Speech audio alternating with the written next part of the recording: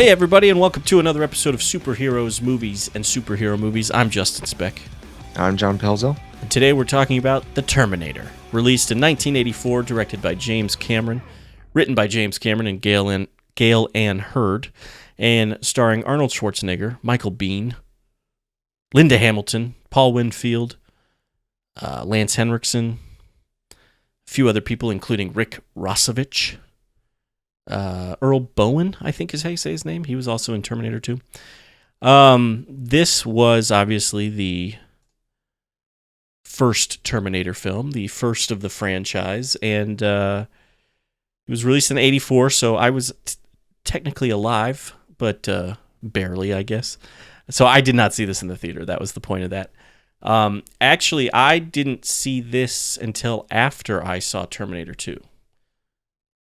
That is not the case for me. Okay.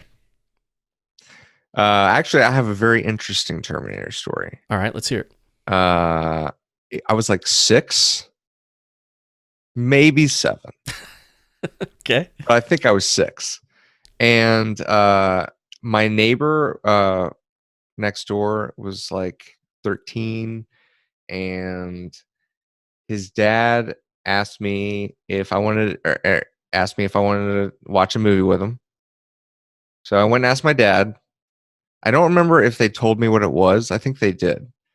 But I just went and asked my dad. I was like, "Hey, Dad, can I go watch a movie at so-and-so's?" And he's like, "Yeah, sure."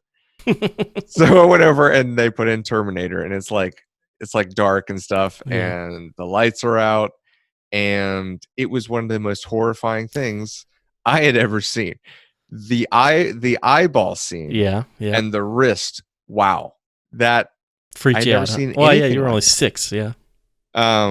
Exactly. So I remember. Oh, so the funny thing about this is we watched the whole movie, and I turn around, and they're both asleep on the couch, or like one's asleep on the couch and one's like in a chair asleep. And it's just the lights are out, and you've got the TV now. The credits are going up, and it's very dark. You see the flickering TV, and I have to walk outside back to my house at like 11 o'clock at night. It might not have been that late. It felt like it at 6. Right. It was probably like 8:30. It was dark though. Okay. Right. And, yeah, you're right. It's probably 8:30. But yeah, it was. I remembered seeing Terminator, and I also remember my cousin talking about seeing Terminator 2 in the theater, and I was very intrigued. So I Terminator was one of the earlier franchises that I was interestingly enough. Yeah. At a young age. Well, I remember, like, I don't really remember wanting to see Terminator that much. I may not have even really been aware of Terminator until Terminator 2 came out. Because that came out in 91, and so I remember being in 4th grade and desperately wanting to see Terminator 2. And Terminator 2 was one of those movies that was like Jurassic Park. Right. Yeah. Like maybe not quite as big. It wasn't quite as big as Jurassic Park, I wouldn't say. But you know what I mean? It was like Batman. Like, yeah. I mean, it was an event. It was. Right. And I really, really wanted to see it. And I think a couple of my, like, the couple kids in my class got to see it, and, it made me all jealous. But my parents were like, no, you're not seeing that movie. It's rated R, like, right? Yeah, exactly. Kids, like, part of me, but there were action like, how would your parents? That's what's the crazy. How would your thing. Parents let you guys go see that? Like, how are they okay with that? Yeah, your parents are awful. But there were like, I mean, that's kind of what is interesting about our childhood is there were movies like that had toys for kids. Were there Terminator toys? Oh yeah, there were Terminator 2 toys. You're right. For sure. You're right. Yeah. And I think the kids in my class who got to see that movie had those toys, and my mom again refused to buy me after toys for a rated R movie, even though I did have a RoboCop action figure.Maybe my mom just didn't realize RoboCop was an R-rated movie. Even though we're not talking about Terminator 2, I will say that Terminator 2, I can kind of understand geared towards older kids, because after you watched it, it wasn't really a rated R movie, especially by today's standards. No, It is well, definitely a PG-13 movie. there's some language in it, Exactly. which would make it R. That's but true. I think the well, this is. I'll probably talk about this in more detail when we talk about Terminator 2. But when I finally got to see it, it was because it had aired on TV, so it was like an edited version of the movie. But there was still one scene that my dad didn't really feel comfortable with me watching at that age, and it was the scene where Sarah Connor has that dream of of the world like burning up. She's like at the playground, she's like shaking the fence and stuff, and then the bombs go off, and like the city like vaporizes, and she turns into a skeleton, like she burns alive basically, like on the fence. He thought that was a little too much, and so he fast forwarded through that scene when I watched it on TV. Gotcha. So I think like that scene might be part of the reason why it's rated R. There's maybe a little bit of violence in the movie, but yeah, by today's standards, it's pretty tame, honestly. Yeah, they've definitely shown stuff like that in there's budget movies recently. There's a few PG-13 movies that I've seen that I'm going, how is this PG-13? Can you think of any examples? Yeah, and I haven't seen this movie since I saw it in the theater, so I can't remember with like 100% certainty if it is as bad as I remember. But Sam Raimi's Drag Me to Hell, there's some like scary stuff in that movie, or at least that's what I thought when I saw it. I mean, I wasn't scared. It didn't scare me, but I just was thinking like kids could come see this movie, and it's got some scary stuff in this movie. But it's also Sam Raimi, so it's a little goofy as well. You know what I mean? It's been a long time since I've seen it. Yeah. I watched it once, and anyway, we're not here to talk about Drag Me. Well, I was just saying, I thought, there are some PG-13 movies that I'm like, it's amazing that this is PG-13, but then this is rated R. Right.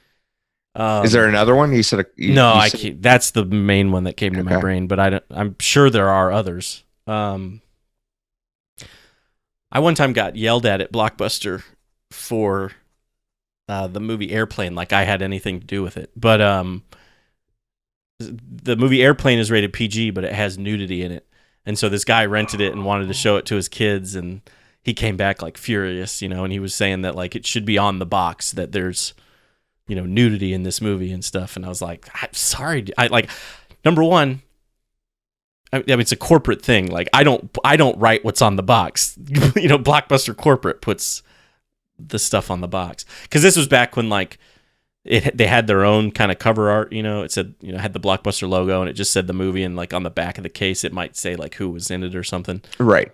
It was a VHS, I think, at the time or something. So yeah, but those were the days, weren't they? He was pretty upset about it. He yelled at me for it. I miss Blockbuster. Me too. So yeah, anyway, I saw Terminator 2 before I saw this, and I don't actually have a memory of seeing this for the first time. But I know. Well, I told you mine, so I definitely, remembered mine. A vivid memory of of seeing it for the first time. And I don't know, it's one of those it's one of those franchises, I guess you could say, where part 2 I think is better than part 1. And I think it's kind of widely considered that Terminator 2 is better than Terminator 1. But I also kind of wonder if it's because I saw Terminator 2 before I saw Terminator 1 that I like Terminator 2 so much better. I've heard someone tell me that and maybe even more than one person, that they liked Terminator 1 better than 2. More than Terminator 2? Yeah. And I wouldn't be surprised. And I wonder if, like I said, it's because I saw 2 first that makes me like that movie more. Well, I'll go ahead and say it now. That's not the case for me, and I saw the first one first. So. Yeah, right. I do think, but I only saw the first one like once, and then I watched like T2 like 5 or 6 times. Yeah. Until I finally went back and watched Terminator again, and then I went and watched T2 like another 15 times. Right. That is pretty similar to me. I've seen Terminator 2 way more times than I've seen Terminator 1. Yeah. But I've seen Terminator a handful of times. I think this might have been my 4th or 5th time seeing it. Yeah. And that's probably about the same for me. I haven't it wasn't the second time I'd seen the movie or anything. I'd seen it a number of times. But But yeah, I my personal favorite of the franchise is Terminator 2. But this is probably my second favorite out of all of them. Oh, really? I thought it was Terminator 3. No, definitely not Terminator 3. I am looking forward to the day when we talk about Terminator 3 because I have only seen that movie twice. I don't. I think I've seen it. Yes, I've seen it twice too. I saw it once in the theater, and I really hated it. And then my dad and brother wanted to see it, and so I was probably working at Blockbuster at the time. Maybe I rented it for them or something, or maybe they rented it. I don't know. Maybe I wasn't working at Blockbuster at the time. I don't recall. But somebody in our house rented it, and my dad and brother watched it, and I remember sitting there the whole time being like, God, this movie's terrible. And when it ended, my dad was like, actually wasn't that bad. And I was so disappointed in my dad. But you told him that you hated it? Oh yeah, which maybe lowered his expectations. Yeah, exactly. Because I remember actually thinking, I agreed with you that it wasn't, but no, I didn't agree with you because when I found out you hated it, I was like being a little harsh on it. And then I went back and watched it, and I can't honestly remember. It seems like I saw a little bit more of what you were talking about, but we'll obviously that's why I like that when we do a podcast on it. Yeah, I'm kind of looking forward to doing an episode on it because I haven't seen it in so long, and I'm wondering if my opinion on it has changed at all. But at the same time, I just remember hating it so much that I'm not looking forward to having to rewatch it for the podcast because I just don't want to sit through it again. But I don't know. I am looking forward to talking about it. So yeah, Terminator 1, 1984. I want we grew up with Arnold Schwarzenegger. He was by the time we kind of became conscious, I guess you could say. Yeah. Was he ever in any cartoons? Were there? It seems like was there an Last Action Hero cartoon? There might have been. I don't know, but I don't know if he did the voice for it. No, I'm not saying that. I'm just saying the fact that there would have been a cartoon based on Arnold Schwarzenegger is saying a lot. It kind of throws him in with like Mr. T and right. Yeah, I don't recall there ever being one, but there might have been. I wouldn't be surprised if there was one. And what I was going to say was seems like there was, but maybe not. Go ahead. To me, in my brain, this is the movie that like put Arnold Schwarzenegger on the map, but I don't know if that's true because he had done Conan the Barbarian already. And I feel like maybe Conan the Barbarian was the one that really kind of put him on the map. But I don't know. I know this was a big hit for him. I would say Terminator 2 was the one that said this guy's He's a star. A superstar. Yeah. Yes. I mean, obviously. I think. But even Terminator 2, that came out in 91, and he had already done like a decade worth of, he'd already done like, obviously this movie, and then I think had he done Twins? Yeah, Twins was late 80s, and Commando, and a couple others, I think. So. Oh, what about what is it? Sixth Day that came out later. That's what I was going to say. Yeah. That was like late 90s, early 2000s, I think. No, I'm thinking of Total Recall. That was 1990, so that was right before Terminator 2. Okay. Anyway, yeah. Such a perfect pick for him too. Yeah. As far as playing a robot.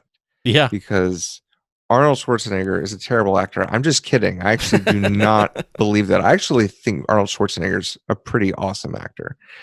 But what's really cool about this was, I don't know, like I've only seen Conan once, and how is his acting in that? I don't really recall. I've only really seen it once as well, or maybe twice. But, I mean, I think it's fine for what it is. But I think, it doesn't really stand out to me, I guess you could say. Well, my point is that, like being where he came from and becoming an actor, it was such a great role to have him as playing just a cyborg. Mm-hmm.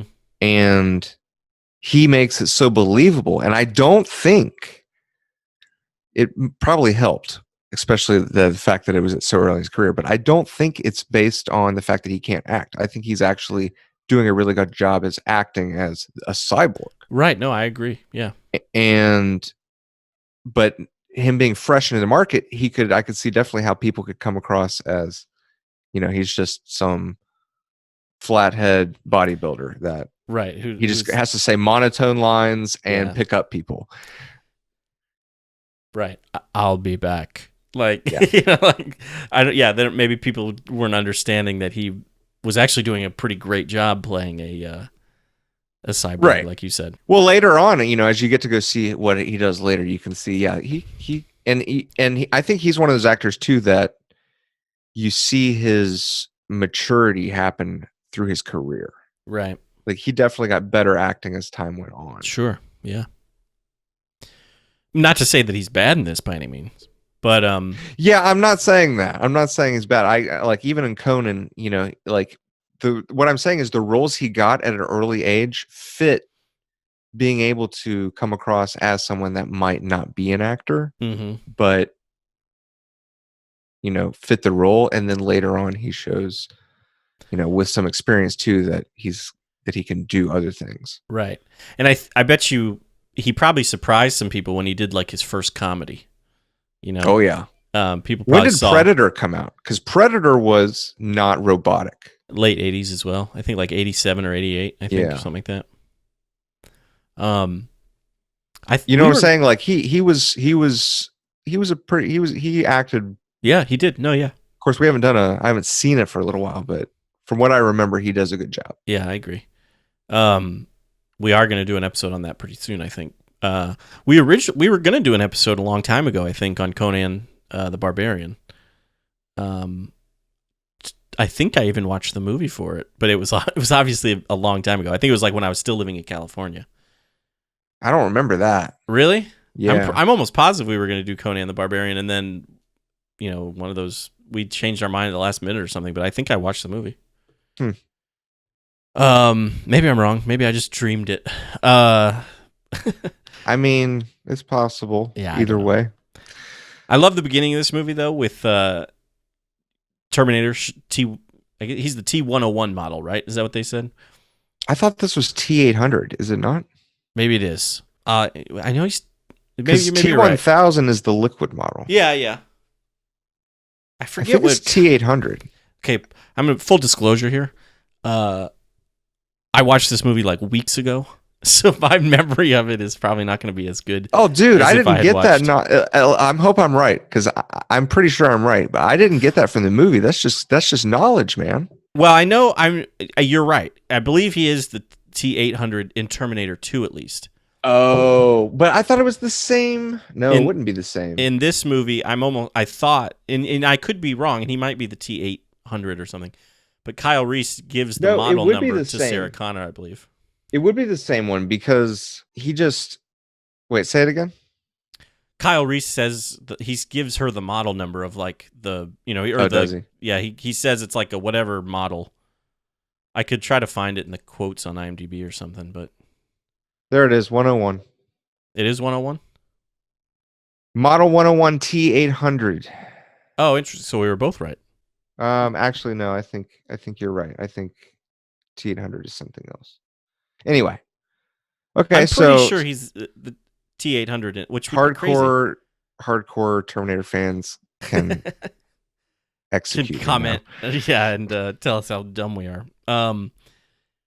Apparently, you were right. So he shows up at Griffith Observatory in LA, which is like when I was living there, the one spot I would always take people. It's kind of like the number one tourist kind of place, just because it's an amazing view up there. Once you get up there and you can kind of see like the Los Angeles landscape and everything, it's pretty sweet.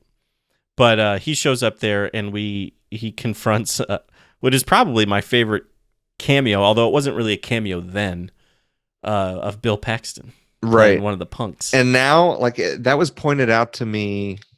I don't remember how, actually. It might have been like some online article I read. But now when I watch this movie, I immediately, like, even before, like, as he's walking up, before it even shows it, I'm like, we're getting ready to see Bill Paxton. Right. Like, I think about it every time. And yeah, it's a pretty awesome, like you said, not cameo, but cameo. Right. And I think at the time, I don't know how much Bill Paxton had done yet, He may have, I'd have Because to look at his IMDb. Aliens hadn't been done yet, right? No, because James Cameron did Aliens after this movie. Yeah. So yeah, he hadn't done Aliens yet. And it's a fun performance from Bill Paxton. One of the other actors in that scene you might recognize. I know him. I don't know how I know him because he has a very recognizable face, but he I think is most known for being in Mortal Kombat Annihilation, which I have not seen. I have not either. Oh, I thought you had seen it. Well, then No, I guess I've this heard. doesn't matter. I was told not to watch Annihilation. I've heard it's real bad. Someone found out that I liked Mortal Kombat and said, "Have you seen Annihilation?" I said no, and they said, "Don't watch it." So I have. You made will watch sure it.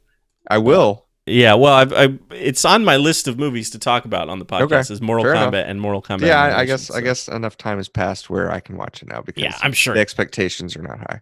No, not high. Well, anyway, that guy's in that movie, and he's also one of the punks. Bill Paxton gets killed, and that guy gets killed, and then the third guy, whose name I don't know, he's the one that gives Terminator his clothes and probably gets killed, but not on screen. You know, it's funny. I always thought that he was spared. Really? Yeah, it was like here's my clothes, and then the Terminator doesn't really have any reason to like discard Kill him him. at that Yeah, point that's probably because he's not resisting. Yeah. Because he just doesn't care. He's like, I got my clothes. Bye. Right. Like, he's on a mission. Yeah. That guy's not Sarah Connor, so Right. he's got his clothes. Now he'll go find Sarah Connor. Right. And I remember I was trying to a couple times watch this. This is movies like this I like to watch, especially if I haven't watched it a whole lot. And I mean, either way, really, it's fun both ways. But to imagine what the audience's experience was like before you had knowledge as to what the story was. Mm-hmm. And this is one of those ones where it fleshes out so amazingly, where if you had never seen a trailer and didn't know what Terminator was, to watch this movie would just be so like mind blowing as to everything, all the reveals and everything that's going on here. Because one, you don't know it's a cyborg. Right. And it turns out this guy is from the future. and you don't even find out he's a cyborg until the bar scene, when they start shooting guns and then he gets up. Did they shoot guns in the bar? Yeah. Oh, yeah, they did. Yeah. Oh, yeah, because there's a shotgun, because Kyle has the shotgun. He does, right, at that point? Yeah. Yeah, he steals it from the cops in the beginning of the movie. Yeah. It's a really good movie. It is. I agree. I actually wrote some notes for it, and one of the notes I wrote was, and I'm not going to, like I said, I watched this movie a couple weeks ago, so I'm not going to remember it word for word or anything. But I wrote the explanation for why they don't send more Terminators or more humans is pretty good. And it was something to do with like, so the human army came across like a base that the machines had where the time machine was held. And they saw, I guess, the Terminator get sent back in time. And so then they sent a human back in time, like before the thing could be destroyed. Like something happened to the machine where it got destroyed and they could not send more people back. How Kyle Reese knew that, I wasn't really sure. I needed to like rewatch it to see if he explained how, because if he had already gone through the time machine, how did he know it got destroyed? Unless it was like in the process of being destroyed when he like kind of went through, he knew it was still gonna happen. Even then it's an assumption. Right. Yeah, that's unless true. Maybe he's got some kind of communicator. But whatever, you're right. They don't explain. Right. That. But they do. But I like that they at least explained, because there was a couple things I didn't remember from this movie, and that was one of them. Like, why didn't they just send like multiple Terminators? And then the other one that the other thing that I didn't realize they explained that I really liked was that not all the Terminators look the same. Because I had always kind of thought that all the T-800s or T-101s or whatever they are looked like Arnold, because he looks the same in Terminator 2. Right. No, you're right. I mean, I think that there's a subconscious thought even of that, because when you think about it, that wouldn't make sense. Kyle says that's not the way it is, but the fact that they can pass as humans, yeah, why would they just create a bunch of, oh, look, some poor woman had like an egg sack of of humans. Like, anyway, But it also, like, if they all look like Arnold, yeah, then they'd be easy to spot because you that's just what I'm gotta like, saying. yeah, hold up the picture and be like, look for this guy.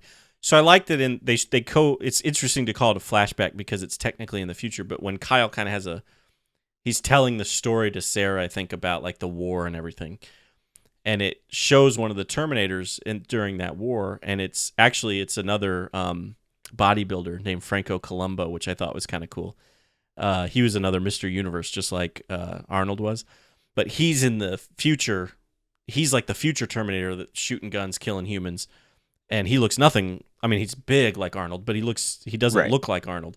And so I thought that was kind of cool that they used, that they established that the Terminators could look like kind of anybody. Yes, and I remember seeing you're a that and bodybuilder, I thinking guess. that was really cool because I didn't know, like I didn't remember that scene. So No, I when didn't you either. see that guy, you don't know he's a Terminator. Right. So then you hear someone yell Terminator, and yeah, you weren't expecting it. Obviously, over time, you would remember that, but I didn't remember it. I didn't either. Yeah. It had been a while since I had seen this movie, actually, from start to finish anyway. I think there had been a couple of times where I popped it in and maybe watched the beginning, but I hadn't watched the whole thing in a while. I subjected my kids to it because I was like, Did I you? watched it when I was 6. You guys are going to watch it right now because I want to show you Terminator 2. That's pretty good. Yeah. Were they scarred like you were by the No, they've had eyeball exposure. scene, which we live in the 21st century. different times, yeah. They've seen stuff. Were they like, this looks stupidly fake? I can't remember honestly. I love the eyeball scene, but like by today's standards, you can absolutely tell that it's like a dummy. It actually looks very robotic, which is appropriate. Right. But like the way they're moving his head and everything while he's like, yeah, it's not the same as Arnold when Arnold's moving. Right, exactly. Yeah. It also has kind of that weird kind of plasticky look to it, because it's not real skin and everything. But it's still a cool scene. I love it. It's one of the most like it's probably I was gonna say it's the most iconic scene from the movie, and I don't know if that's true because I think I'll Be Back and him driving the car through the police station is pretty iconic too. But I mean, it was iconic enough that on the Terminator 2 poster, Arnold's wearing the sunglasses and he's got the red eye there underneath the sunglasses, like he does in this movie. Because he doesn't cut his eye out in the second movie. He does get like damage, and I think you see an eye, but in this movie he has to cut that eyeball out, and then he's got the red glowing eye underneath, and he puts his sunglasses on.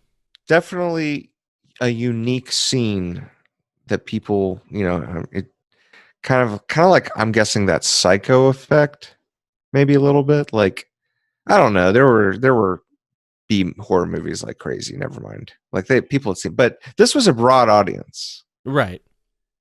I don't know how big was this movie when it came out? Do you know? It was pretty big. I don't know like for sure how much money it made. I could look online, but I know that it even surprised James Cameron, I think. Fun little tidbit for you. The club you were talking about, the bar? Yeah. The name of that bar is Tech Noir, which is apparently I guess somebody asked James Cameron, like, what kind of movie is this Terminator movie you're making? And he said it's a tech noir film. And so that like became the name of the bar. So I don't think he was expecting it to be as mainstream, I guess, as it ended up being. I think he thought it was going to be kind of more maybe appeal to like the horror crowd, because it really is kind of like a slasher film. It is. It's like a cyber slasher film. Yeah. But apparently audiences ate it up and loved it. The story's so good. Right. Like the reason as to why there's something coming back, and that she's going to have a child that's going to be the savior. Mm-hmm. And they're trying to stop her from like the whole story is just fantastic. Yeah. It's one of those just original ideas that rarely come. And what's sad to me is I think the 80s and the 90s, but probably the 80s, I think, might have been the biggest. And then we had a little bit of a run through again, I think, with the early 2000s. That might have been bigger. But just how original ideas and things we had never seen before in cinema were able to finally come to fruition. Mm-hmm. And to pair that with such a creative story is like I like to say, kind of getting the Beatles together or something. Like Right.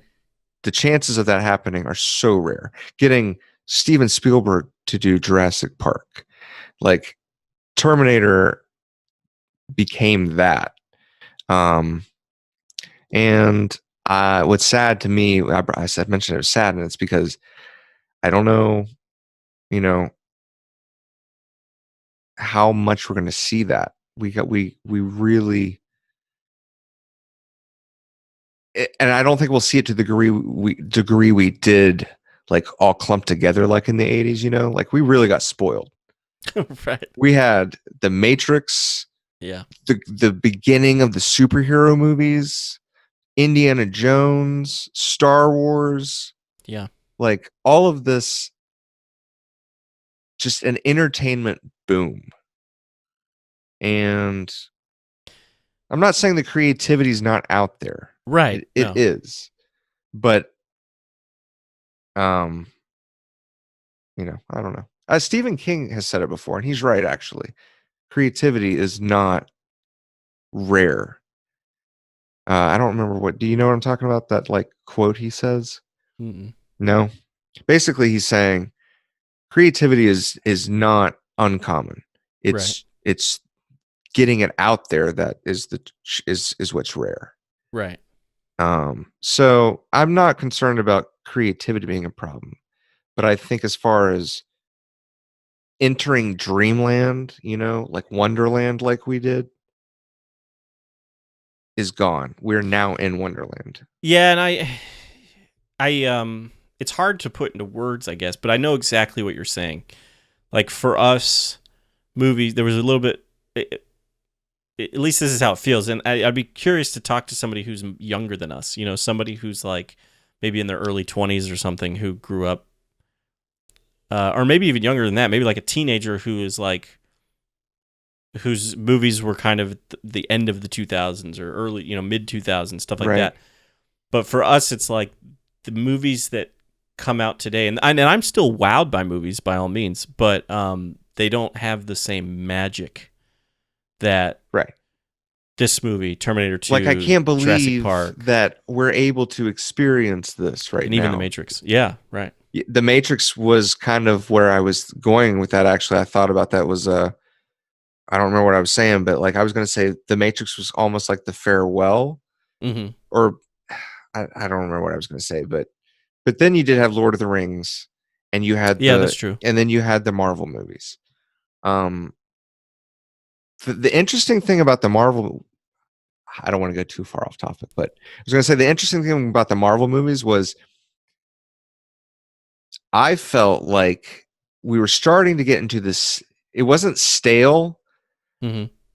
with superhero movies, but it was, we had Spider-Man 3, Right. and it was kind of like are we starting to get to a dry point here? Mm-hmm. And then superheroes that people, I think there's a lot of young kids that really don't understand this, that Iron Man was relatively unknown, especially to the mass public.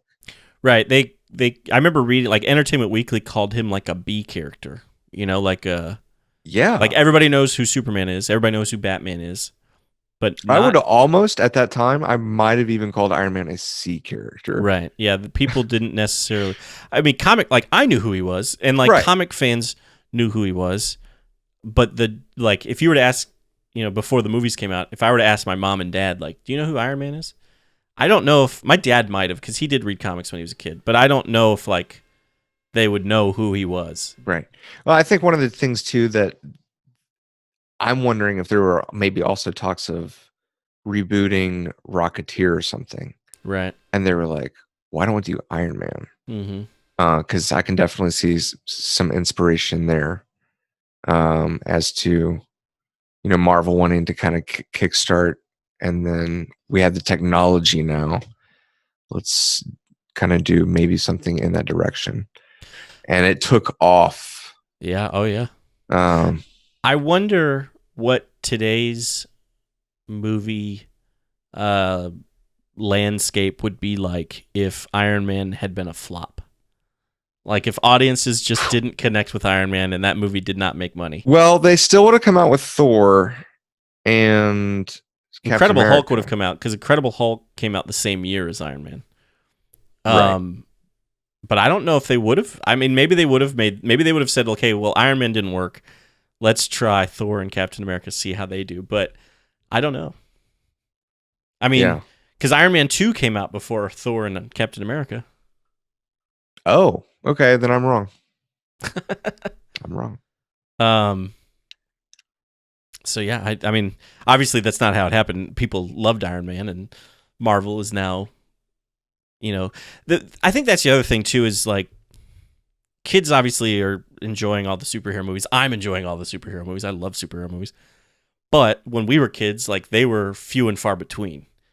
We had Oh, yeah. Batman. We had the Batman movies in the 90s. You had to wait years for your Yeah. next superhero movie. Yeah. Because there was only Batman. There really was only Batman. Batman came out in 89, then we had to wait till 92 for Batman Returns, then 95, then 97.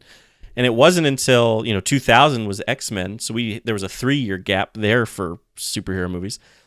And now there's just so many of them that I feel like that also kind of takes away from the magic. Oh, absolutely. Because you're just And that happened in my opinion, with Star Wars.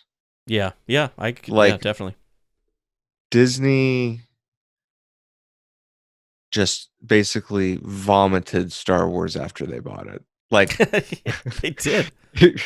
they were like, we're doing everything. You guys are like, I am intrigued though about the Kenobi movie. Well, I think it's going to be a series, isn't it? Or is it a movie now? Oh, is it? I thought it was a Disney Plus thing, but it could be a movie. I don't know. But it's Ewan McGregor. Yeah, it should be, yeah. Oh, if they want to do a TV series with that, I'm totally fine. Yeah. I would watch that. Anyway, let's get back to Terminator. Terminator, Arnold Schwarzenegger. What do you think about Michael Biehn as Kyle Reese? Oh, he's fantastic. It's one of those things where again, we say this almost every movie, I feel like, especially movies that we hold dear to our hearts, I suppose. But I can't imagine anybody else playing Kyle Reese. And in fact, in later movies, somebody else does play Kyle Reese. And the whole time I watched that movie, I was like, man, this guy's he's no Michael Biehn. Like he's not. Right. He's fine, but he's no Michael Biehn. I don't know Michael Biehn from anything else, though, I don't think. Well, he's in Aliens. Who's he playing Aliens? Corporal Hicks. Oh, okay. And he's been in a few things over the years. He's according to this, I remember him in Planet Terror, the Grindhouse movie, Robert Rodriguez's Grindhouse movie. He was in The Rock, which I don't actually remember him in The Rock. But he's been in lots of stuff over the years. Most recently, he was in an episode of The Mandalorian. Nice. Well, we talked about Michael Biehn, Kyle Reese. Now we have to talk about Linda Hamilton as Sarah Connor. Again, can't really imagine anybody else playing Sarah Connor. And again, somebody else did. Do you know? I don't know. I'm asking. Do you know what the backstory is on her being found as the role? No. Okay. I assume she auditioned for it, but I don't know. Yeah. No, I know she does. She's really good. She shows fear really well, which is interesting because, not to talk about T2, but in that she's the opposite. Right. She's a strong woman. Yeah. And she does an amazing job with that too. Right. Yeah. No, I agree. So yeah, props to her.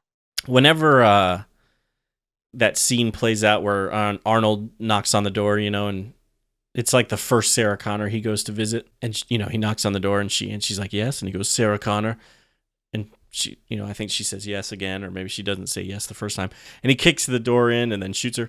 That scene always makes me think of Scream 2, because they're in Scream 2. I've never seen Scream 2. Really? Yeah. So have you seen Scream 1? Yes. But none of the sequels, or just I not did that not one? see any of the sequels. Okay. Scream 2 is actually pretty good, I in my liked opinion. Scream 1 though. I don't know why I never watched. Was I think I felt like Scream 2 was it in the theater? It was, right? Yeah. All four of them were. Really? Hmm.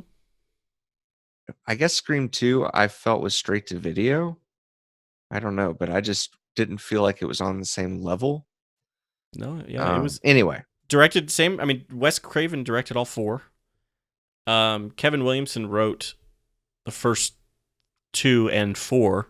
He didn't write the third one. Um, and like I like them all.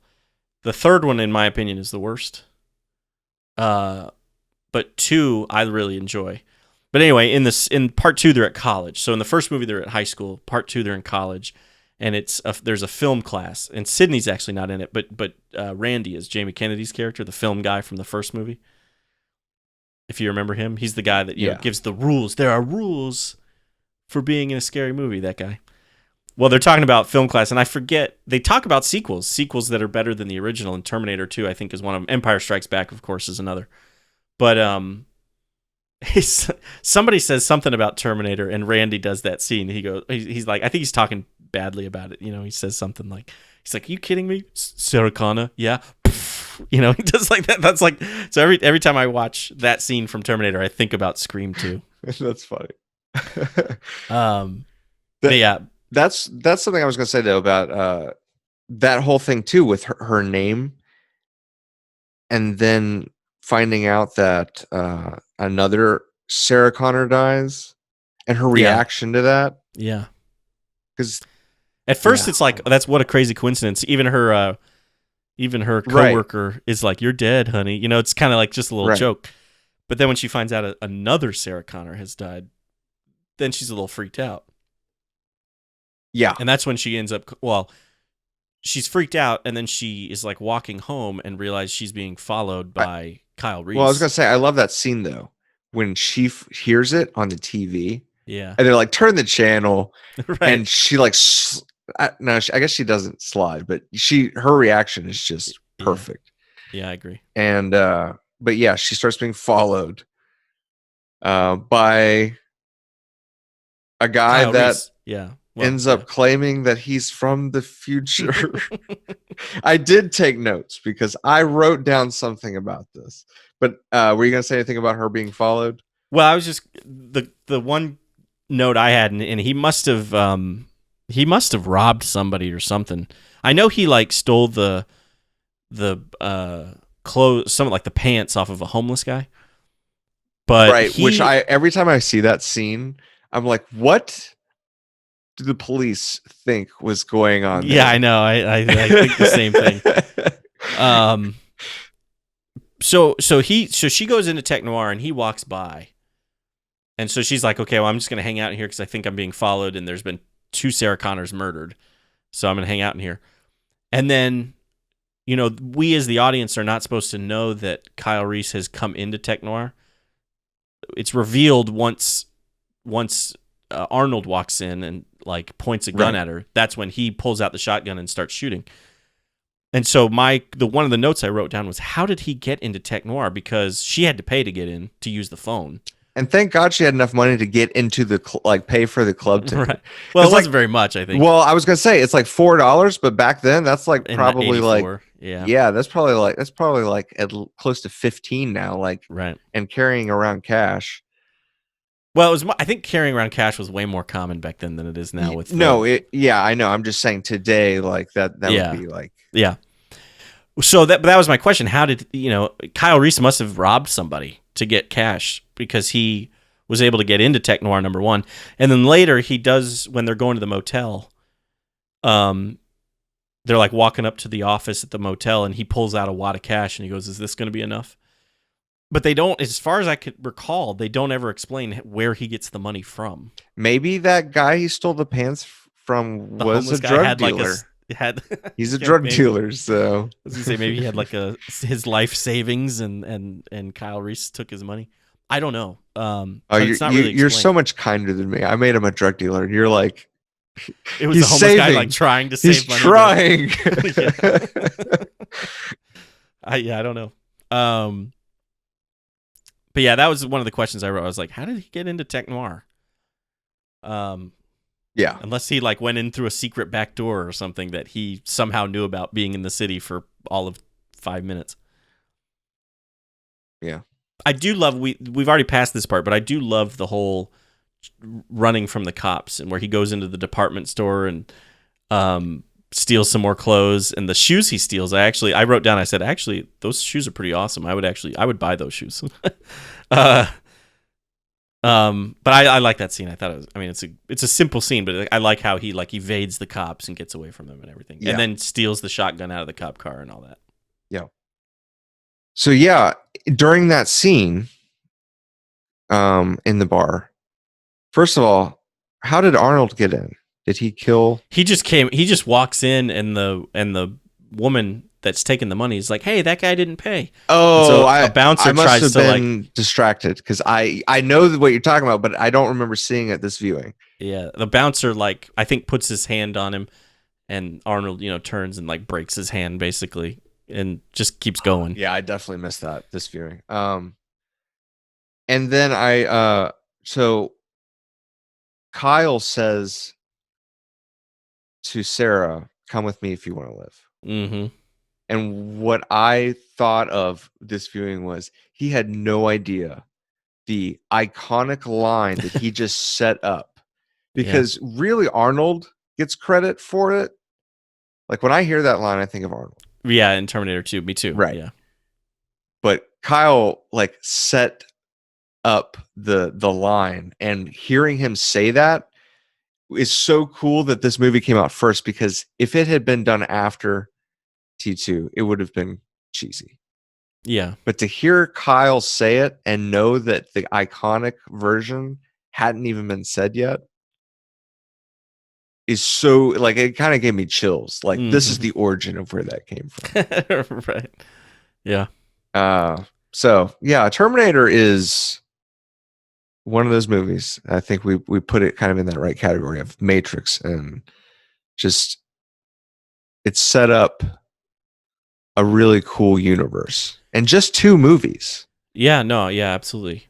I was going to mention you were talking about how original it was. And there's a science fiction writer named Harlan Ellison who sued the studio and James Cameron, I think, for stealing some of his ideas.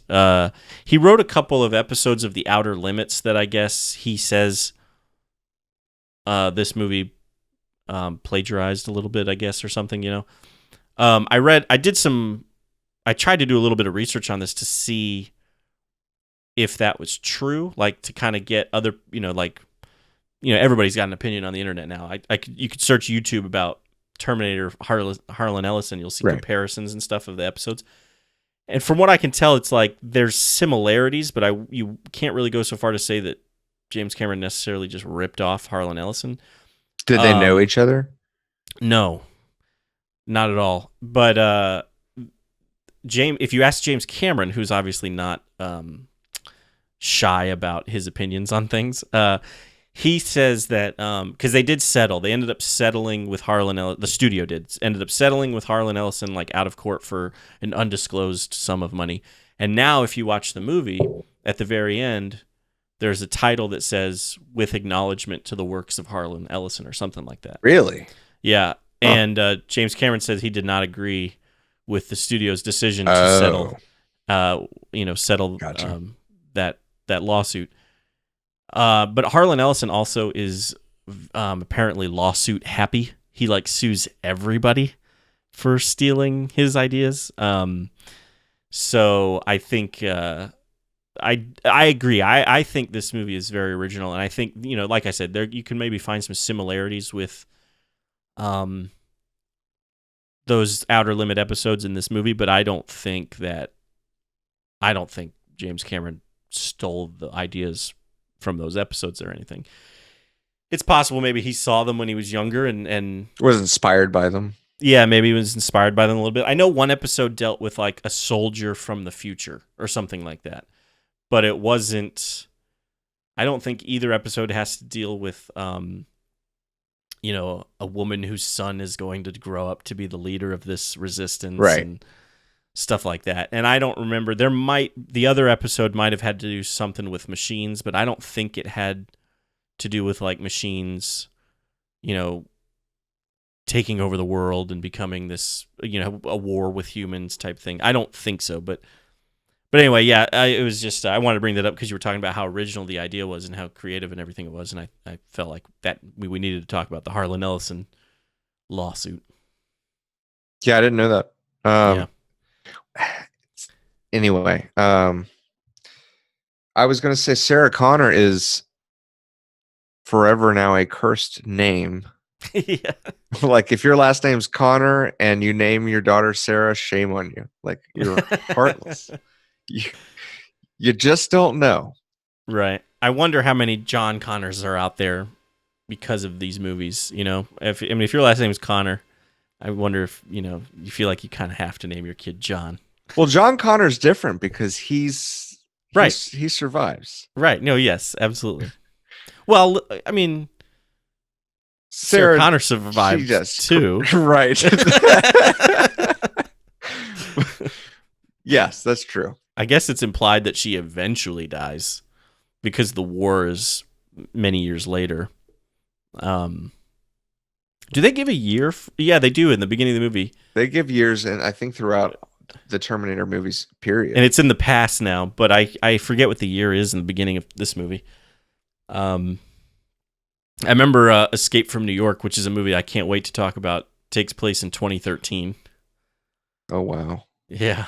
That's going to be fun to talk about. And I want to talk about LA too. Obviously we will, but that's what I meant to say. And Escape from LA. I may have said New York, but I meant to say LA. Okay. Yeah, LA takes place in 2013. I gotcha. I wish I could remember what year this movie takes place, but I know the nuclear, Holocaust, whatever you want to call it, that is supposed to Judgment Day was like 1998 or something like that. That was the year they gave in Terminator 2. Right. Yeah, it wasn't much time. No, it wasn't. So one of the other notes I wrote about this movie was so Terminator is, Kyle Reese has got Sarah Connor with him now, and they're running from the Terminator. And they do something that I can't remember exactly, but they basically cause like an explosion. And the next time we see Arnold, I remember I was thinking, why does he look so weird? And I realized it's because his eyebrows got burned off in the explosion. So he's driving that cop car around and he's got no eyebrows now, which I thought was actually kind of an interesting touch. Like some of his hair gets burned off too. Right. Like he actually has a different hairstyle for like the second half of the movie because his hair got burned. And I never really kind of put that together when I watched it in the past.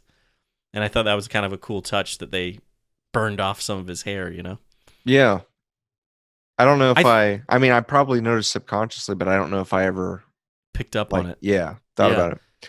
I think with these Terminator movies, one of the things that I find the most interesting is like one of the coolest details that they came up with was the idea of these cyborgs having the living tissue on the outside, the hair, like growing hair, and the fact that they bleed and things like that. I think that is just such a cool detail that they've added. It was really cool, and also they used it so well to their advantage because we didn't have CGI, and you could make an actor a cyborg by saying, I thought you were going to say make an actor bleed. They can make an actor a cyborg and believable to the audience by saying this guy is, but then you have the inclusion of practical effects. Yeah. And it just, where did that come from? What were you even talking about? I was talking about his hair, his hair, the living tissue, and right. The idea, yeah. So the fact that they could say for most of the movie this guy is a cyborg and you believe it, and we'll put a little thing here, and then you see the surgery and everything, and but to be able to have an actor play a cyborg, they used to their advantage. Yeah, no, I think so too. And like you said, it really works well in the story. Like, I love the scene with Michael Biehn talking to the police and that psychologist because he's telling the truth, but he sounds like a crazy person. He's got like an answer to all their questions because he has the answers. But it's one of those like they're listening and going, "Oh, okay." Like, they're talking about like, "Well, why can't they send back like a nuclear bomb?" And he goes, "No, it's got to be, living tissue." And they're like, "But you said he was a machine." He's like, "With living tissue on the outside, he's got living skin." And they're like, "Oh, okay." Right. It's like What's they don't funny believe though him at all. is what's funny is I guess he wouldn't know, but like when he's saying that, I feel like it's he as the actor, as the character, is showing that he thinks that he's coming through to them. Like Mhm. he's like, you got to listen to me, okay? This Right. is happening. Like he doesn't seem like he's like these guys think I'm crazy. No, they don't. Yeah, he doesn't play it like that. Right. He kind of, I think he does get to the point where he's like, "You're not listening." You know what I mean? Right. But But it he is shocks him that they're not listening. right. Exactly. Yeah. He's like, why don't you believe I'm from the future? Come you on. have to understand. Yeah. He does a good job in that scene, I think. And I like the psychologist. He comes back in Terminator 2 and he's in Terminator 3. And I like how, they're watching it with Sarah Connor and he's like, the guy's, I can't remember what his line is, but he calls him like a nutcase or something, and they actually convince Sarah Connor that he's crazy, Right. That's a note that I took down too, was after he takes her and then again after that, and because he comes in, right? Is this during the police shootout? Yeah, it's right before it. So, like when they're interviewing Kyle Reese and everything, they kind of convince Sarah that he's crazy, and she's like, "Oh, I Right. can't believe I fell for that," or. And he tells her to take a nap on the couch. Paul Winfield does, whose character name I can't remember, but the cop that, he has that scene where he asks for a cigarette, and then he goes to light it, and he realizes he's got a lit one in his hand. Yes, and I noticed that for the first time this time. I was like, "Oh my gosh, that's hilarious!" The little details. But while she's napping on the couch, that's when Arnold shows up and drives the car through the building, Right. and then starts shooting the place up. Which, like, like, if you were to imagine yourself in her shoes, that would be terrifying. Like, you're in this small building. That's just actually probably the scene that I think of.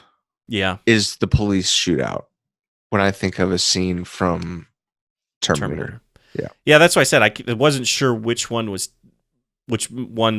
most people considered more iconic was the police, I'll be back shootout scene, all of that, or him cutting out his eyeball and working on his arm and stuff like that.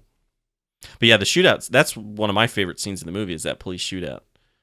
I think that scene's great. Yeah, it's definitely a suspenseful thing even today when it's coming. It's just a guy going through a police station where you're there to be protected. Yeah, and like, he's like walking you'd imagine through the like safest place you could be. Right. Yeah, he's like walking through it like it's silk. Right. It is sad to see the Lance Henriksen has a pretty small part in this, as the other cop. Right. But and Paul Winfield I know and Lance him as Henriksen, Bishop. Right. Seeing both of those cops go down was kind of a little bit of a bummer, even though they don't have a whole lot of screen time in this movie or anything, but they're trying to help Sarah Connor. They're trying to do the right thing, and then they get killed by the Terminator. But I think after that, that's when they go to the motel, right? They like kind of go on the run and head to the motel. Well, first they have to escape him. Right. Yeah, they get away, but they get away from the. Well, what I was going to say is he basically he's taking her, and she still has no evidence, because I don't think she saw Arnold. Did she? Did she see him get up or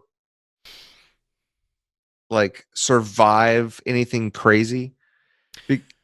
Well, before they go to the police station, basically I don't know if they're both arrested or if just Kyle Reese is arrested, but like Terminator is chasing them down, like car chase and everything. Right. They're going through like the parking deck and everything.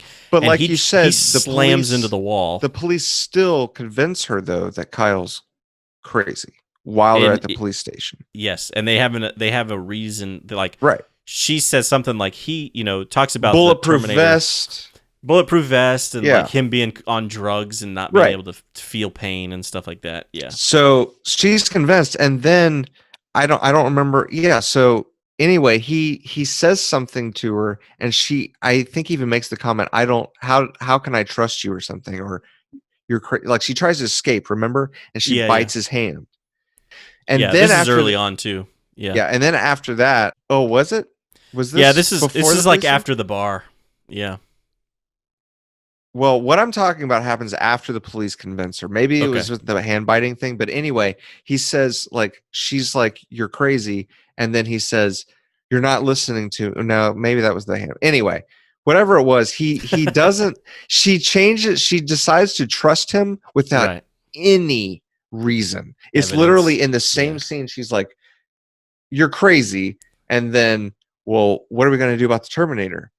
Like, I can't remember. I wish I had written down the line exactly, but Yeah. it was very like, that's what she says. She goes, can you stop him? Like, and he goes, I don't know. Yeah. So part of me was like, well, is she trying to trick him? So, she can get away when she feels safe. But then there's a scene where they're like ducking, I think, past cops, if I'm not Yeah. mistaken. And she's like trying to avoid the cops now. So he has really convinced her that. Well, I mean, yeah, for me it worked for me, and I think part of it is because he had convinced her before, and then the police kind of convinced her, he's crazy, he's a nutcase, and they had reasons, excuses or whatever for the Terminator being the way he was. And then when the Terminator shoots up a police station and walks away from the police station, and Kyle is the only one that is able to get her out of there, I just was able to kind of go with it and be like, okay, if I was her, I'd probably be like, okay, maybe this guy does know what he's talking about, and maybe that thing really is a cyborg. I don't know. It was fine with me. I was able to go with it, but I do maybe too. I need to watch the scene I do again. too. It just kind of, I don't know what made me catch it, but because I wasn't even really looking for it, but I wonder if there was like a deleted scene or something where there's a little bit more of an explanation as to how she could be is convinced, Could be, because it's right after he basically says, this guy's going to keep coming no matter what, and he's not going to stop until you die. And it was like, then she's like, maybe he is a cyborg. What should we do? Right. Where do you want to take me? Yeah. Were we going down any dark alleys? I'll go with you. She's like, you're crazy. They told me you're crazy. And he's like, he's going to kill you. And she's like, okay, let's go to a motel. Which is exactly what happens. And then we have John Connor. Right, yeah. Which that's another aspect of the movie that I really enjoy. Yes. It's kind of, a little bit of a mind trip, but I love the fact that John Connor's father is a friend of his from the future. Right. And a younger friend. Yeah. And so his father is technically born after him. Yes. And dies before he is born, before John is born, and before Kyle is born. Very, very weird, but it goes along with just how so many different small details make this movie just so unique. Mm-hmm. Because, maybe there were sci-fi books or stories or comics, that delved into that, but I think especially mainstream, if not for the first time, that this was just ideas like that were kind of put out there about time travel and what could happen with it. Right. And the birth of AI. Yeah. And where we're going with that and what's possible. Yeah. And that's one of the questions that this scene, I think, kind of raises is, if Kyle Reese is John Connor's father, then that means Kyle Reese always went back. If you think about like, the Right. It's a future and loop. right, it's one of the big things about Terminator 2. Sarah Connor has that phrase, which maybe Kyle gives her in this movie. I forget, but there is no fate, but what we make it, or something like that. Basically saying like the future can be changed. Right. Well, in this movie, kind of, if the future had changed, Kyle Reese would have never come back. Or I don't know. It's one of those weird things. Like the future was the way the future Well, is John in never this would have been timeline. born. Right. So Kyle would have never Had a gone reason to back come after back. that. So it Right. would have stopped the loop if I don't know. It's if weird. he It's didn't hard go to. back, then it would stop at that point. Yeah. Anyway, It's it's weird to think about, but I guess you could argue that, like, timeline A, Kyle goes back in time, like that future, that possible future. Kyle goes back in time, and he becomes John's father.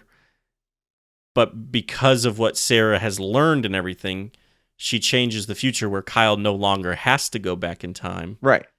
but it has already happened. So the pregnancy is already the conception, I guess you could say, has already occurred. I don't know. It's weird, Yeah, but it just comes down to Kyle needs to go back to this time period. right. Right. But no, I like, even though you can kind of time travel. I feel like you can always find kind of holes. Time travel movies, anyway. But it's still fun to think about, and I like Yeah. the scene. I think love it's time cool. travel stuff. Me too. I also really like how the Terminator finds out what motel she's at. I guess, this is back before smartphones, obviously, and he finds like Sarah's address book in her apartment, and I guess he kept it on him. And so he looks up the cabin that her mom has, or her family has. He goes to the cabin, and I believe he kills her mom, sadly, but he pretends to be her mom over the phone. So Sarah calls her mom, even though Kyle tells her like to not use the phone, I think. But Sarah calls her mom to tell her that she's okay, but she can't tell her where they are.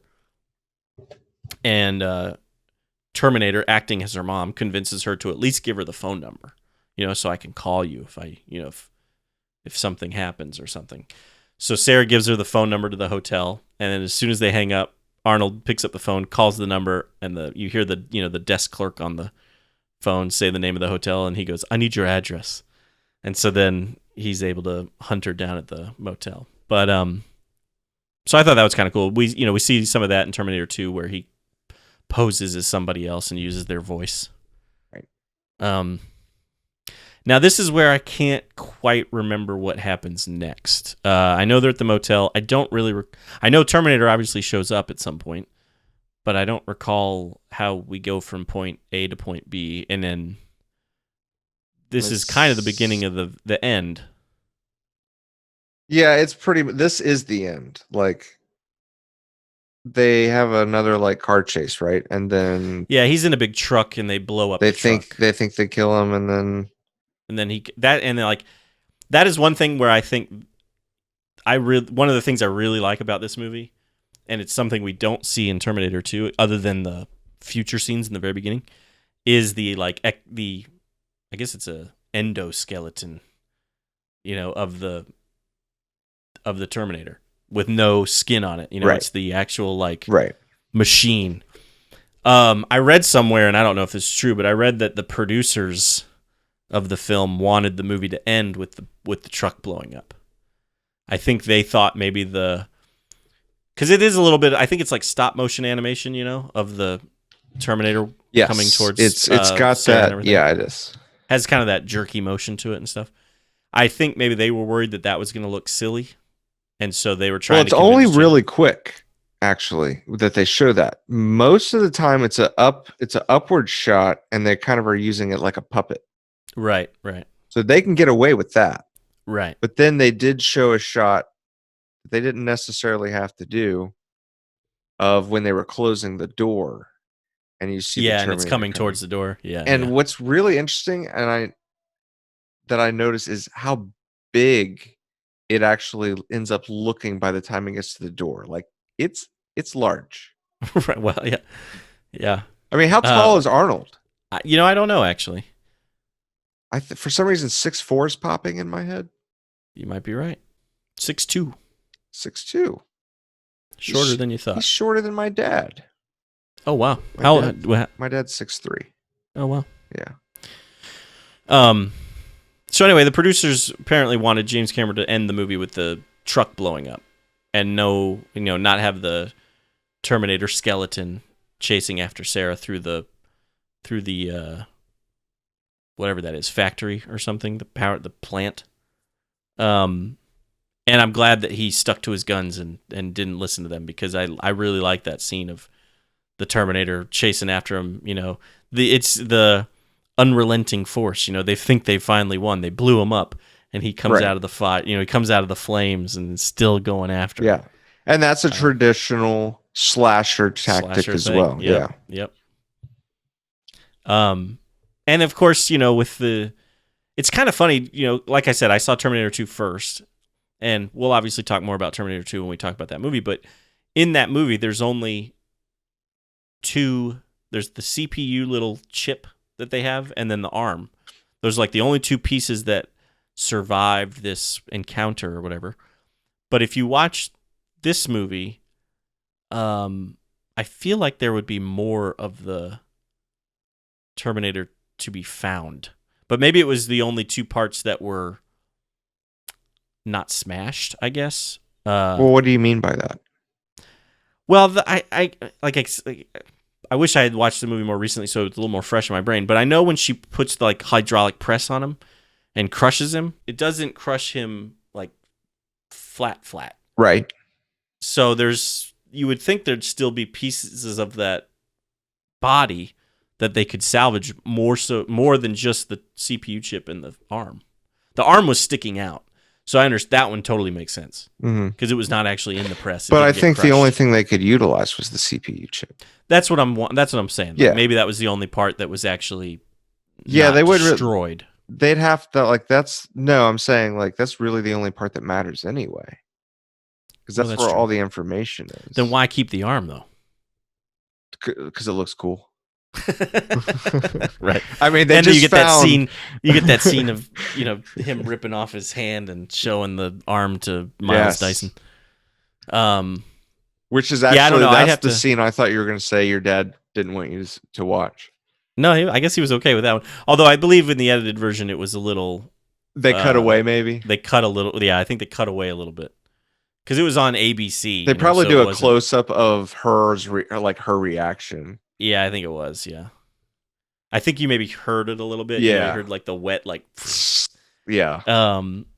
But yeah, I think you're right. I think they cut away to Miles Dyson with him because they're cowering on the floor, him and his wife and his kid. Then again, man, I don't know. I watched Friday the 13th on TV when I was 7, and they showed a dude get decapitated.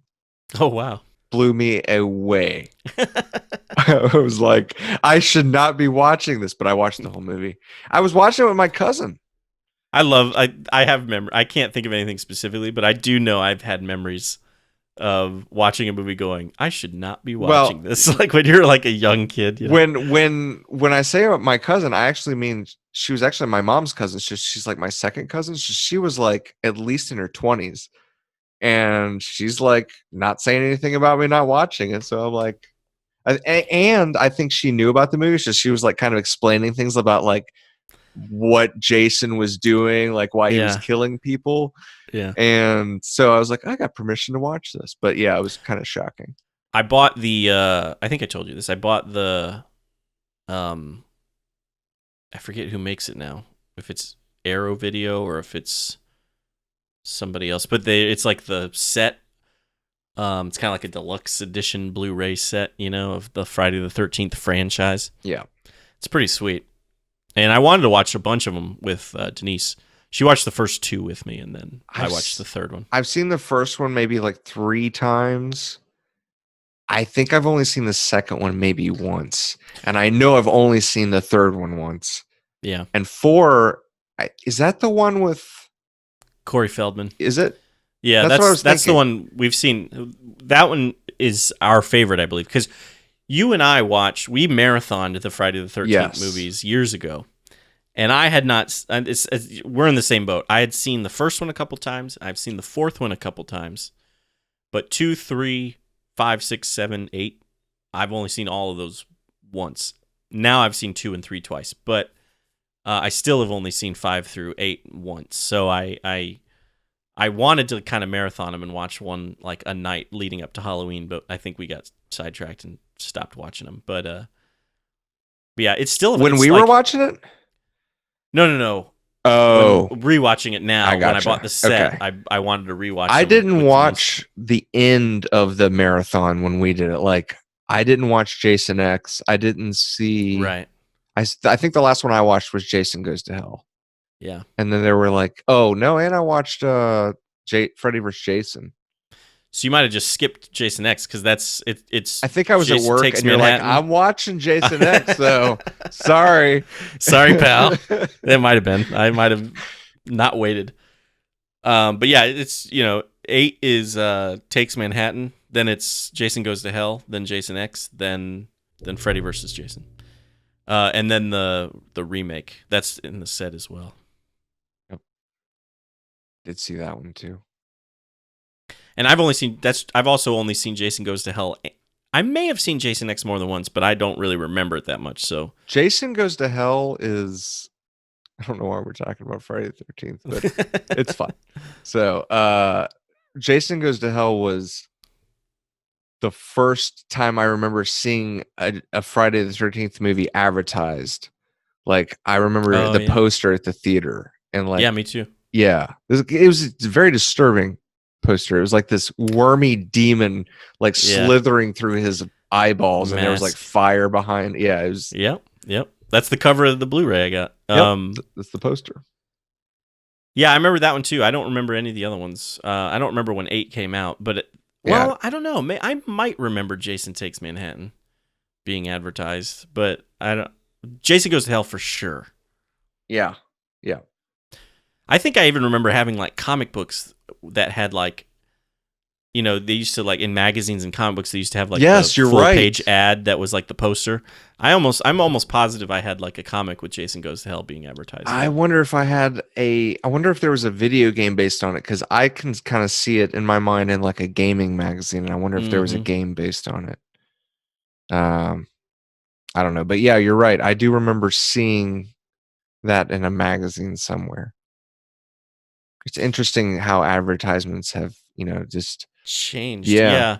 Because magazines in general have changed, but I used to, when I was in high school, because I still subscribe to Entertainment Weekly, which is no longer weekly, which kind of cracks me up. They're now a monthly magazine, but they're still called Entertainment Weekly. Yeah. But anyway, when in high school, like I'd get a new copy of Entertainment Weekly and I'd be flipping through it, and they would have those full page poster ads of movies, and it was essentially just the poster in a magazine. So I would rip those out and put them in my, like, how like your 3-ring binders used to have those plastic little slip covers, that you could like put stuff in the front and back. That's how I like those would be my school binders. I'd have like I remember Rounders was one of them. The Matt Damon, Edward Norton poker movie.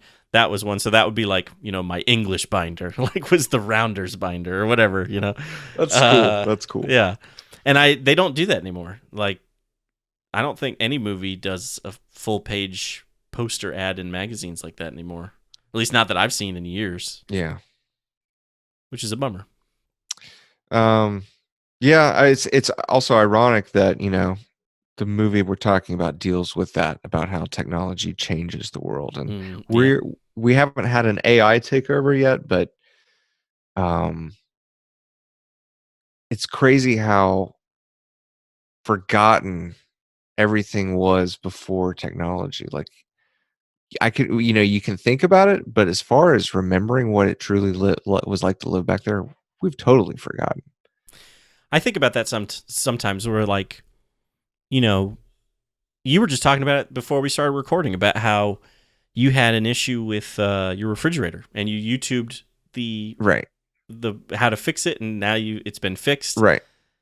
And I, before YouTube, before the internet, like we lived before we had cell phones and before the internet. Right. And I think about that, like, I don't, even before smartphones, like, even when we had cell phones, when cell phones were kind of new and all they did was make calls or and possibly, play Snake.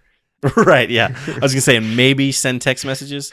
We still, like, we couldn't just look things up at the, like Right. I'm constantly out or talking to somebody and somebody's like, well, what about this? And I go, oh, I don't know. Let me check. And I like look it up on the internet right there on my phone. Like we couldn't do that back then. And it's weird, like, cause it has become so normal that it's hard to remember what it's like to not have that. Not only is it hard to not remember, but it's also expected. Like, that if someone asks you a question, you can, look up the answer and get it, Right. because why not? Right. And also, if people need to get a hold of you, you better get back to them, by the end of the day, or you're a jerk. Especially, like, yeah, it's crazy. And we're just seeing the beginning of it. I know when you were talking about AI taking over, like my thought was, you know, so many of us have those home assistants, I guess, like Alexa or Yes. Oh my or gosh, dude. Google or whatever, I was one of those people that was like, I'm never doing that, because Mm-hmm. 1984 might be my favorite book. Yeah. And the thought of, I was like, we're literally to the point, and we have been, like, we ate it up. Like, instead of Big Brother saying you are going to have cameras in your houses and we're going to watch you, not only do we volunteer to put them in here, but we're paying them for the cameras. Right. We're paying them for the data to come into our home. And I finally said, you know what? Why am I not getting Alexa? Because I have Alexa everywhere, all over my house already. I Yeah. have microphones. I've got my smartphone on my side all the time. Yeah. Like, if they're going to listen to me, they already are. I hate to say, if you can't beat them, join them, because if I find out they're listening to me, for sure, it's going to be different. But Right. but yeah, I was like, I'm just gonna get Alexa. And what's crazy is, I've been using Alexa for like a month now, and I was in my car today, and I remember I had the immediate urge to say, Alexa, turn on the light, and I couldn't. And I was, did you hear that? No. She answered. um, and it just She's made me like, but realize, you're I was like, recording your podcast, John. I was like, I can't believe how dependent on Alexa within a month I've Yeah. become. I don't have one. I think we probably will eventually get one, but yeah, I don't have one yet. But I've thought the same thing. Like I know there's a lot of people who are like, why would you want to get an Alexa? Like, you're just asking the government to spy on you or whatever. And I think about that. I'm like, they already are. If they're gonna do it, they can. Yes. My phone will. What's really scary and is, I try not to be a conspiracy theorist, and I might have some theories about some things, but um if they aren't doing it now, I would have to say it's inevitable for it to eventually happen at some point. Maybe not forever, but depending on how, the technology is just going to, basically, privacy, I'm afraid, is going to eventually become a forgotten thing in the Right. next 100 years. Yeah. Um If Alexa doesn't rise up and start creating Terminators before then. Dude, Bill Gates has apparently expressed concern, and I mean, if something can figure out that it's there and decide that it's been programmed and it can alter that, is life like a soul or is it consciousness? Right.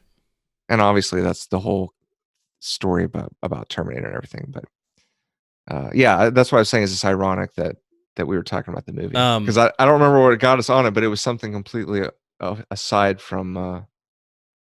It was the advertisements, the posters. Oh And yeah. about how advertisements have changed, and then we Yeah. talked about technology and how much that's changed. Mm-hmm. Well, John, I don't really have a whole lot more to say, so why don't we rate it? Oh, sure. Gosh, I didn't think about this. I usually it usually pops in my head. For some reason, this one didn't. I'm gonna give it 4 out of 5. Nice. Wait, no, we're doing halves. Let me think about this. Yeah, I'd say 4 out of 5. All right. Yeah. I think I would give it a 4.5. I think is what I'm leaning towards. Yeah, I really, really do like it a lot. I think it's really good movie. Really good. I love Arnold in it. I love Michael Biehn in it. I love Linda Hamilton in it. It's really good. And it was I'm trying to think of what James Cameron did before this movie. If he had, was it just Piranha 2 or did he? No. Yeah, so he did Piranha 2 and then he did the Terminator. So this is the movie. If this wasn't the movie that made I almost called him Terminator, made Arnold a star, it was definitely the movie that put James Cameron on the map. Because he did Piranha 2, then he did this movie, and then he did Aliens. Right. I was gonna say that's why they're like, hey, can you do Aliens, please? Right. Like we like Ridley Scott, but because what was Ridley Scott doing? In 1984, that's a good question. He had already done Blade Runner. And at this point, he was probably doing, I don't know. I'd have to look him up. It's kind of ironic, too, that we're talking about Alien, because that was also what we were originally supposed to do the podcast on. Yep. 1984, he was working on probably Legend. Tom Cruise. Yeah, because that came out in 85. So, but you were talking about why he didn't direct. I have not seen that movie. I haven't seen Legend either, actually. Yeah, he did Legend, and then he did something called... That's Tim Curry, isn't it? Yep. Mm-hmm. Man, I want to see that movie. But it's possible he just didn't want to do the sequel, or I don't know. I don't know. He didn't write Alien, did he? No, he just directed it. James Cameron did write Aliens, but... oh, did he? I didn't know that. Yeah, but Ridley Scott didn't write Alien. The first Alien movie was written by... I thought I knew it, but I don't. Oh, I did know it. Dan O'Bannon. That's what I was going to say. Dan O'Bannon, and I thought it was another guy. Screenplay by Dan O'Bannon, story by Dan O'Bannon and Ronald Shusett. I don't know how you say that, but yeah. So they are the creators of Alien. But James Cameron, I believe, wrote Aliens. There might have been a co-writer on it, but he definitely had a hand in writing it. If he didn't write it all himself, which I think he did. Anyway, this isn't an Aliens podcast. This is a Terminator podcast, and we have given our rating. So I think we should probably just go ahead and wrap it up. Well, we'd love to know what you think about the Terminator. You can always leave a comment on cinemaheroes.com or facebook.com/SM and SM podcast. You can tweet at us on Twitter at cinemaheroes. That's our Instagram handle as well. And of course, this video is on YouTube. So if you are watching this on YouTube, we appreciate it. Give us video a thumbs up, subscribe to our channel, all that good stuff. We'd appreciate it.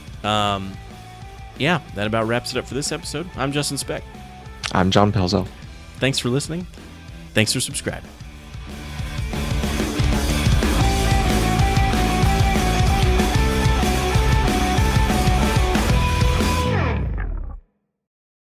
So yeah, Alexa, please be kind. Good, she didn't say it. Oh, she's playing a song. I was hoping she was not going to say, I'm sorry, I don't understand, because she'll say say something like that. Yeah. Alexa, I don't know how to be kind. Music. I don't have any more notes really for Terminator. You got anything else? No, Alexa, stop playing. Stop, please. I'm sorry, I'm not trying to be rude. I really don't want you getting mad at me.